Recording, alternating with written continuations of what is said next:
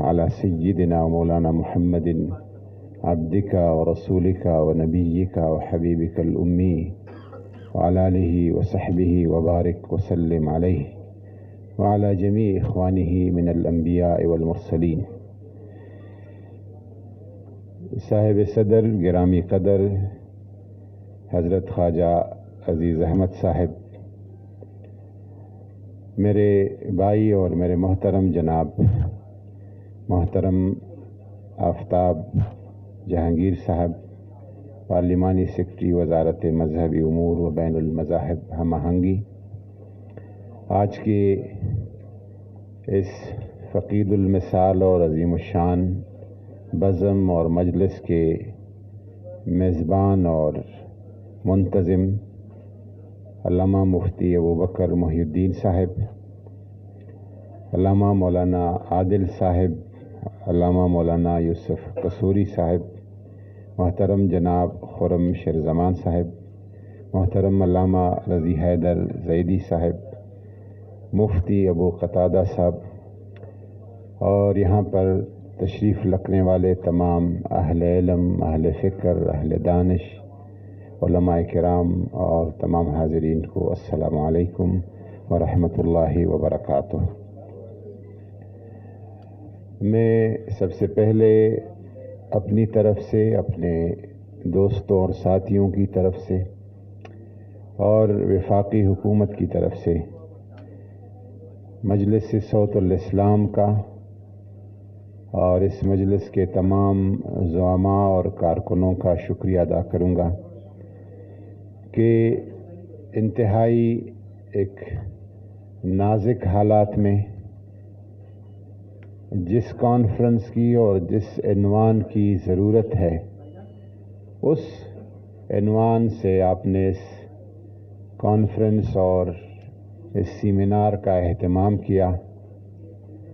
اور مجھ ناچیز کو بھی آپ نے حکم دیا کہ میں بھی آپ کے ساتھ اس میں حاضر ہو جاؤں۔ میں تقریباً جون کے اواخر سے ہمیں وفاقی جو سیکورٹی ادارے ہیں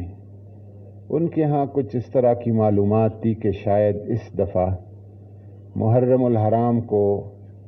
پاکستان دشمن اور اسلام دشمن عناصر ایک بڑا فتنہ اور فساد بپا کریں گے، اور جو ان اطلاعات میں اور ان رپورٹس میں جو بات تھی وہ یہ تھی کہ علماء کرام کو، مختلف مسالک کے علماء کرام کو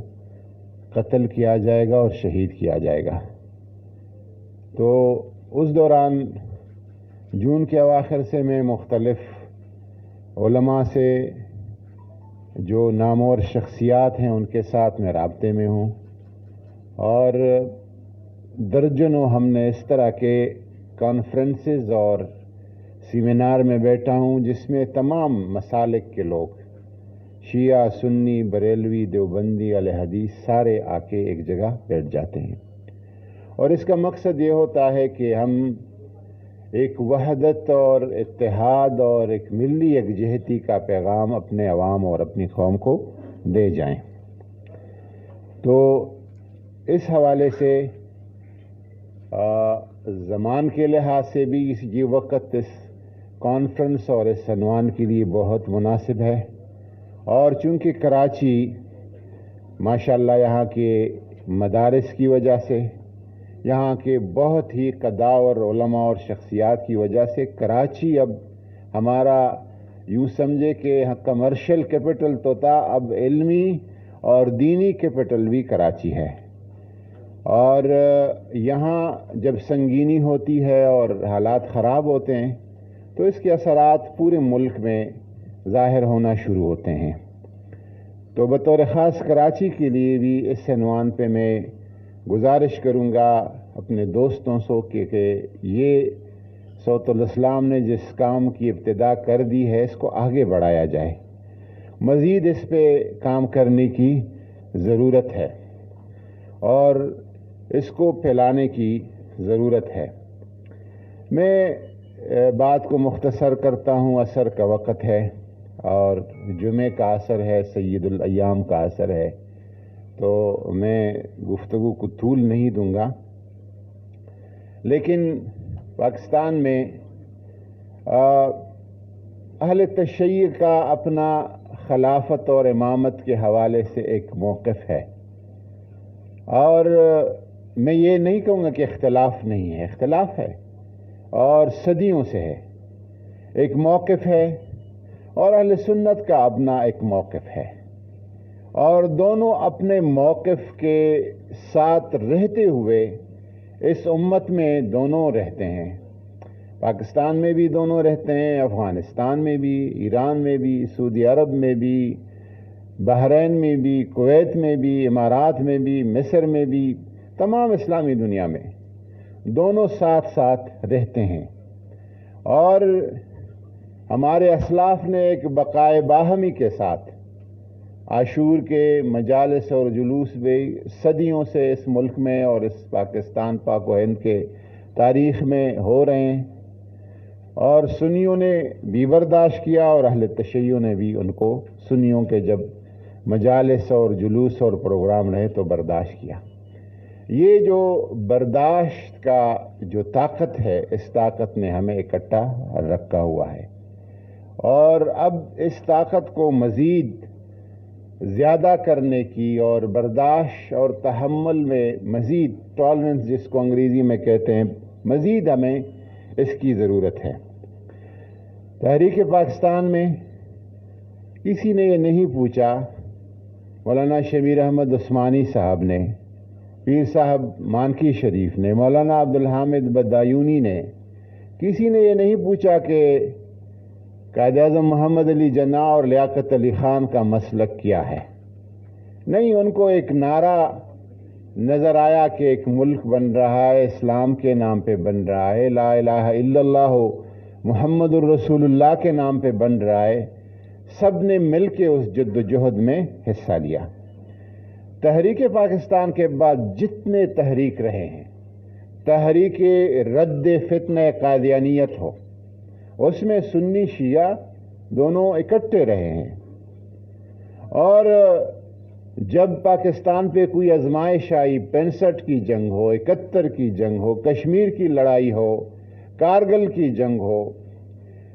ہر مرحلے پہ دشمن نے یہ نہیں دیکھا کہ فلانا سنی ہے اور فلانا شیعہ ہے، انہوں نے کہا کہ مسلمان ہے اور پاکستانی ہے، اور یہ ہمارا ہدف ہے۔ تو اس حوالے سے ہمیشہ ایک ایسا فضا رہا ہے، گاہے بگاہے اس میں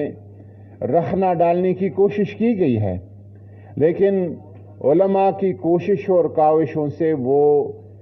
رخنا انداز جو قوتیں اور طاقتیں ہیں ان کو شکست ہوئی ہے، اور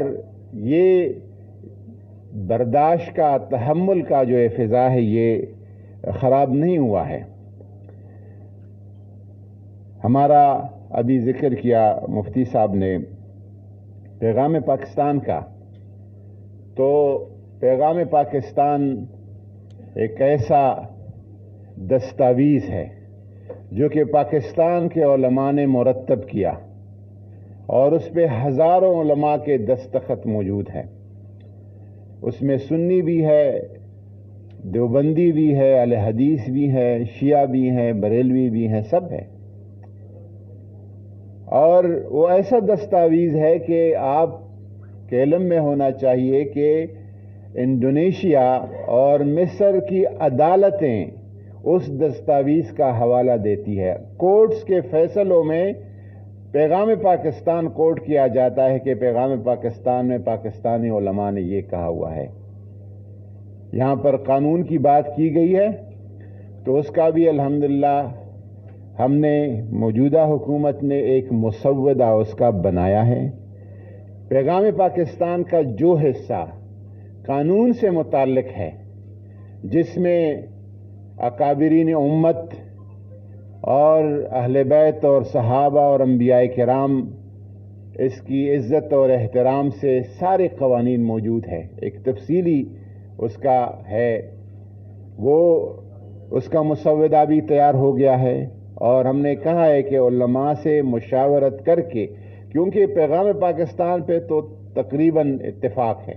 لیکن اس کے قانونی مسودے کے کی زبر زیر پیش ساری چیزوں کو دکھایا جائے تاکہ کوئی سقم اس میں نہ رہے، اور انشاءاللہ تعالیٰ وہ علماء کی مشاورت سے دونوں ہاؤسز سے انشاءاللہ تعالیٰ جس طرح فیٹف پاس ہو گیا ہے وہ بھی انشاءاللہ اللہ تعالیٰ پاس کرا دے گا۔ اسی طرح ہماری جس کمیٹی کا حضرت نے ذکر کیا وہ ضابطۂ اخلاق، اور ضابطۂ اخلاق پہلی دفعہ نہیں بن رہا ہے، اس کے لیے ملی یکجہتی کونسل نے مولانا عبدالستار خان نیازی وزیر مذہبی امور تھے اس وقت، یہ کوششیں کی گئی تھی، لیکن اب کے حالات کے مطابق اس میں اگر تھوڑا بہت تغیر اور تبدل کی ضرورت ہے وہ اس میں کیا جائے گا۔ صحابہ کرام اور اہل بیت اطہار، اگر اس میں آپ منطقی بحث کریں تو کہتے کہ اس میں عموم خصوص من وجہ نسبت ہے، یعنی کچھ صحابہ ہے جو اہل بیت نہیں ہیں، کچھ اہل بیت ہے جو صحابہ نہیں، کچھ شخصیات ایسے ہیں جو صحابہ بھی ہے اور اہل بیت کا بھی ان پہ اطلاق ہوتا ہے۔ ہمارے لیے سب کا احترام جو ہے یکساں ہے، اور بطور حکومت بطور ریاست پاکستان ایک مذہبی بنیاد پر ایک مذہبی اساس پر ایک ملک بنا ہے، اور کوئی طاقت، میں علماء کے سامنے ببانگ دہل کہتا ہوں کہ کوئی طاقت پاکستان کو اپنی اساس سے، اپنے بنیاد سے، فکری اساس سے کوئی کہیں دوسری طرف نہیں لے جا سکتا۔ اس اساس میں صحابہ کرام کا، اہل بیت اطہار کا، یہاں پہ کچھ عرصہ پہلے ایک صاحب نے سیدہ فاطمہ الزہرا کے حوالے سے غیر مناسب گفتگو کی، شاید وہ خواص کی مجلس میں کرتا، علماء کے سامنے کرتا تو شاید اس کی کوئی تحقیق یا کوئی بحث اس پہ ہو جاتی، لیکن جب وہ بحث آپ خواص کی بات 8 10 15 20 علماء کی بجائے آپ ٹی وی پہ کرتے ہیں، آپ عوام کے سامنے کرتے ہیں، تو وہ گفتگو پھر قابل قبول نہیں رہتی۔ اس صاحب نے سیدہ طیبہ طاہرہ ظاہرہ فاطمہ الزہرا سلام اللہ علیہا وعلی امہا و ابیہا و زوجہا و بنیہا، اس کے بارے میں گفتگو کی، اور سب سے پہلے اس کی تردید میں نے کی، اور اس صاحب کو میں نے پیغام بھیجا کہ ممکن ہے تحقیق اور تدقیق کے بعد آپ کی بات میں کوئی وزن ہو، لیکن جو لہجہ آپ نے اپنایا یہ لہجہ گستاخی اور بے ادبی کا ہے، سیدہ کے نسبت سے یہ کہنا مناسب نہیں۔ آپ معافی مانگے جن کی دل آزاری ہوئی، اور سب سے پہلے اس پہ تنقید اہل سنت سے ہوئی، دیوبندیوں نے کی، بریلویوں نے کی، اہل حدیث نے کی، اور ہم نے اس پہ کل کے بات کی، اسمبلی سے قرارداد پاس کرایا، اور بدقسمتی سے پھر عاشور کے دنوں کے دوران جب کوئی حضرت امیر المؤمنین خلیفہ اول ابو بکر صدیق رضی اللہ عنہ کے بارے میں کوئی بات کرتا ہے، اس نے مسلمانوں کے دل چلنی چلنی کر دیا، اس نے جو زخم دیا ہر پاکستانی کو دیا۔ حضور نبی کریم صلی اللہ علیہ وسلم کے بچپن کے ساتھی، جوانی کے ساتھی، غار کے ساتھی، قبر کے ساتھی، اس کو ڈاکٹر اقبال فرماتے ہیں امن الناس بر مولائے ماں، کلیم اول سینہ ماں، ان کے بارے میں جب گفتگو کی اس کا، لیکن میں آپ کو بتاؤں، اس مجلس کو بتانا میں ضروری سمجھتا ہوں، یہ میرے ساتھ امانت ہے کہ اس گفتگو کے بعد میرے آفس میں سب سے پہلے جو پیغام آیا وہ ساجد علی نقوی صاحب کا آیا، علامہ ساجد نقوی صاحب کا آیا، علامہ عارف واحدی صاحب میرے طرف آئے اور انہوں نے کہا کہ یہ جو سلسلہ ہے اس کا علاج معالجہ بہت ضروری ہے، اور ایسے شخصیات کو جو اس طرح کی گفتگو کرتے ہیں اس کو اجازت ایسی گفتگو کی نہیں دینی چاہیے۔ میں اس پہ بھی بات کرتا ہوں کہ وہ کیسے چلا گیا. اور ساری چیزوں کے پیچھے ہمارے ادارے وہ پڑے ہیں. کچھ چیزوں کے تحقیقات ہو گئی ہے, کچھ کی ہونی ہے. جو بھی ان کا شریک کار ہے, جو بھی اس کے ساتھ ہے, کسی کو بھی نہیں چھوڑا جائے گا. اور میں نے تو تجویز دی ہے کہ یہ شخص جو یہاں آگ لگا کے بھاگ گیا, یہ ہمارا قومی مجرم ہے, اور اس کے پاؤں میں بیڑیاں لگا کے رسیاں پکڑ پاکستان واپس لا جائے, دنیا میں کہیں سے بھی ہو, اور قانون کے سامنے پیش کیا جائے.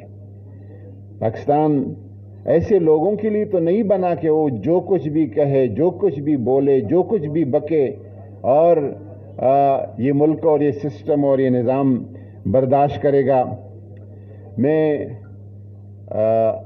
آخری بات یہ کروں گا علماء کرام سے کہ ہماری ایک ذمہ داری ہے, اور خاص کر جب یہ سوشل میڈیا کا فتنہ آیا ہے, میرے چھوٹے بھائی ہیں وہ فیس بک کو فتنہ بک کہتے ہیں, یہ سوشل میڈیا کا جو فتنہ آیا ہے تو یہ فتنہ ایسا آگ کو پلا دیتا ہے. میں ایک آرٹیکل کچھ دنوں پہلے, کچھ مہینے پہلے, میں نے عرب میڈیا کو فالو کرتا ہوں تو وہاں سے کچھ چیزیں پڑھنے کو ملتی ہے. تو ایک مجلہ عربی کا تھا, غالباً اردن سے وہ نکلا ہے. تو اس میں انہوں نے ایک آرٹیکل کسی نے لکھا ہے, اس میں کہا ہے کہ ایک موساد کے لیے, اسرائیل کی خفیہ ایجنسی ہے موساد, اس کے لیے ایک خاتون کام کرتی ہے. اس کو عربی لکھنا بھی آتی ہے, پڑھتی بھی ہے, بولتی بھی ہے. اور وہ خاتون جب آفس سے گھر چلی جاتی ہے تو اس نے اپنا ایک اکاؤنٹ ٹویٹر پہ, فیس بک پہ, سوشل میڈیا کے تمام ویب سائٹس پہ لگایا ہے, اور وہ عائشہ کے نام سے ہے. اس کا وہ اسرائیلی خاتون کا اکاؤنٹ عائشہ کے نام سے ہے, اور وہ بلاگر ہے, سوشل میڈیا ایکٹیوسٹ ہے. وہ اس پہ لکھنا شروع کر دیتی ہے کہ شیعہ ام المومنین کے بارے میں یہ کہتے ہیں, صحابہ کرام کے بارے میں یہ کہتے ہیں, یہ واجب القتل ہے, یہ کافر ہے, یہ فلانا ہے, یہ فلانا ہے. اور جب وہ ایک صفحہ لکھتی ہے تو اگلے 10 منٹ میں اس صفحے کو جب وہ پلاتی ہے, عرب دنیا میں چلی جاتی ہے, اور اردن سے, اور دمشق سے, اور بیروت سے, اور قاہرہ سے, اور بغداد سے, اور مکہ مکرمہ اور مدینہ منورہ سے, وہ لوگ ثواب سمجھ کر اس کو پھیلانا شروع کر دیتے ہیں. اگلے 10 منٹ میں اس کو 50 لاکھ 5 ملین لوگ جو ہے وہ دیکھ لیتے ہیں, اور اس سے جو نفرتیں جنم لیتی ہے, پھر اس نفرتوں کا کوئی علاج نہیں ہوتا. ان نفرتوں کا ہم اور آپ نے علاج کرنا ہے. میں نے خود غالباً 10-15 سال پہلے آیت اللہ تسخیری, غالباً ابھی فوت ہو گئے ہیں, آیت اللہ تسخیری صاحب آئے تھے پاکستان. تو لاہور میں اواری ہوٹل میں ان کا قیام تھا, تو کچھ علماء کی ان کے ساتھ ملاقات تھی, میں بھی ان میں تھا. تو میں نے ان سے پوچھا کہ وہ لوگ جو امہات المومنین اور صحابہ کرام کے بارے نازیبا گفتگو کرتے ہیں, آپ کا یا رہبر کا اس کے بارے میں کیا موقف ہے؟ آپ کے علماء یا رہبر کیا کہتے ہیں؟ تو انہوں نے کہا کہ ان کے فارسی کے الفاظ مجھے یاد ہے. انہوں نے کہا کہ ای ہما مزدوران استعمارند, یہ استعمار کے اعلی کار اور ان کے مزدور کام کر رہے ہیں. ان حالات میں ہمیں بھرپور اپنی ذمہ داریوں کا احساس کرنا ہوگا, خاص کر خطابت کا جو اسلوب ہے, جو مولا نے ہمیں حکم دیا ہے کہ ادعو الی ربک بالحکمت, ادعو الی ربک بالحکمت والموعظۃ الحسنۃ وجادلہم باللتی ہی احسن. اور حضرت موسیٰ علیہ السلام کو اللہ تعالیٰ نے جب وہ فرعون کی طرف, اپنے دشمن کی طرف بھیج رہا ہے, لیکن موسیٰ اور ہارون علیہ السلام کو کہا جا رہا ہے وَقُولَا لَهُ قَوْلًا لَيِّنًا, اس کو جب آپ بات کرے تو نرمی کے ساتھ گفتگو کرے, حکمت کے ساتھ ان کو بلائے اللہ کی طرف. اس اسلوب کو اپنانا بہت ضروری ہے. یہ ایک بات میں بتاتا ہوں سارے جو پاکستان کے خلاف کارڈز تھے، کبھی مذہبی طبقات کو فوج کے ساتھ لڑانے کی کوشش کی گئی، وہ فیل ہو گیا. کبھی لسانیت کی بنیاد پر، کبھی بلوچستان کارڈ، کبھی کوئی، سارے فیل ہو گئے. آخری ان کے ساتھ ہے سنی اور شیعہ کارڈ. انشاءاللہ تعالیٰ ان علماء اور ایسی ہستی برگزیدہ ہستیوں کی برکت سے وہ بھی اللہ تبارک و تعالیٰ فیل کرے گا. اور یہ ملک انشاءاللہ تبارک و تعالیٰ کوئی اگر سمجھتا ہے کہ یہ 1 مہینے کا، 100 دنوں کا اور 1 سال کا یا 10 سال کا یا 100 سال کا ملک ہے، ایسا نہیں ہے. یہ 1000 سالوں کا ملک ہے اور قیامت کی صبح تک انشاءاللہ تعالیٰ اس ملک نے آباد رہنا ہے. وصلی اللہ تعالیٰ علی خیر خلقہ محمد وآلہ وسلم.